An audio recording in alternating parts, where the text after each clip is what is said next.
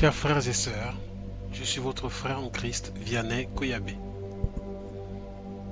Je vous salue tous au nom de Jésus. Soyez les bienvenus sur votre chaîne YouTube pour creuser de façon méthodique les questions que soulèvent vos interrogations et questions bibliques légitimes à propos de votre foi. Notre question d'aujourd'hui porte sur l'habillement et la piété. Notre interrogation du jour porte sur une idée selon laquelle la Bible interdirait aux femmes de porter un pantalon. Pour aborder le sujet de Genèse, chapitre 35, verset 5, répondre à l'interprétation qui interdirait aux femmes de porter des pantalons, il est crucial de bien comprendre le contexte du verset et de voir comment il est utilisé à tort pour justifier cette pseudo-interdiction biblique. Alors, sans plus tarder, examinons le contexte du livre de la Genèse au chapitre 35, verset 5.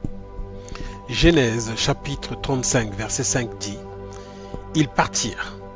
La terreur de Dieu se répandit sur les villes qui les entouraient, et on ne poursuivit pas les fils de Jacob. » Ce verset se situe après que Jacob ait demandé à sa famille de se débarrasser des dieux étrangers et de se purifier avant de monter à Bethel pour construire un autel à Dieu.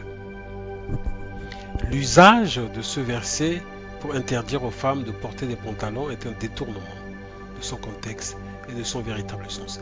Ici, il n'est question ni de vêtements, ni de directives sur la manière de s'habiller. Par contre, examinons quelques passages pertinents sur le vêtement dans la Bible. Lisons le livre de Deutéronome, chapitre 22, verset 5. Ce verset est souvent cité pour interdire aux femmes de porter des pantalons. Ce verset dit « Une femme ne portera point un habillement d'homme, et un homme ne mettra point un vêtement de femme, car quiconque fait ces choses est en abomination à l'Éternel, ton Dieu. » Ce verset est une interdiction des pratiques qui confondent les genres dans un contexte où cela pouvait avoir des implications idolâtres ou religieuses. Il ne s'agit pas d'une interdiction spécifique des pantalons modernes, mais plutôt d'une directive contre les pratiques qui brouillaient les distinctions entre les sexes dans l'ancien Israël. Dans le contexte moderne, les pantalons sont des vêtements unisexes, adaptés aux deux sexes, sans transgresser les différences de genre établies par Dieu. Voici donc quelques versets bibliques qui expliquent Genèse, chapitre 35, verset 5. Premier point, la confiance en Dieu. Genèse, chapitre 35, verset 5 montre la protection divine sur Jacob et sa famille. Cela illustre comment Dieu protège ceux qui lui sont fidèles plutôt que de donner des directives sur les vêtements. Psaume 34, verset 7. L'ange de l'Éternel campe autour de ceux qui le craignent et il les délivre. Ce verset renforce l'idée de la protection divine, similaire à ce que l'on voit dans Genèse 35, verset 5. Exode, chapitre 14, verset 14 dit « L'Éternel combattra pour vous et vous gardez le silence. » Ce verset montre encore la protection et la puissance de Dieu pour ceux qui le suivent. Enfin, pour finir, examinons à présent quelques versets du Nouveau Testament sur l'habillement et la piété.